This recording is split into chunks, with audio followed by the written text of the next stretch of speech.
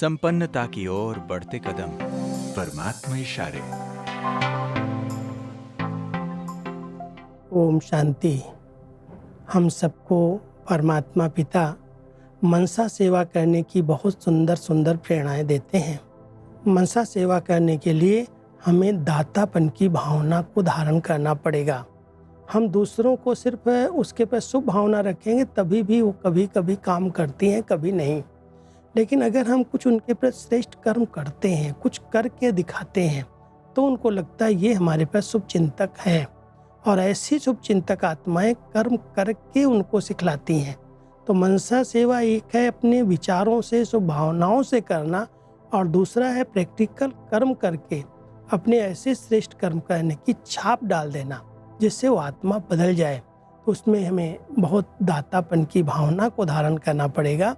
तो परमात्मा आज हम सब बच्चों को इशारा दे रहे हैं, बच्चे मनसा सेवा करने के लिए सर्व के प्रति सदा ही श्रेष्ठ और निस्वार्थ संकल्प हो, सदा पर उपकार की भावना हो, अपकारी पर भी उपकार की श्रेष्ठ शक्ति हो, सदा दातापन की भावना हो, सदा स्वपरिवर्तन, स्व के श्रेष्ठ कर्म द्वारा औरों को श्रेष्ठ कर्म की प्रेरणा देने वाले हो। परमात्मा हम सभी बच्चों को मनसा सेवा करने की कितनी ऊंची विधियां बताते हैं। हमारी भावनाएं सदा निस्वार्थ हों, श्रेष्ठ हों, सबके प्रति दातापन की भावना हो। हम खुद को बदल करके ऐसे श्रेष्ठ कर्म करें जो दूसरों के ऊपर उसकी छाप लग जाए।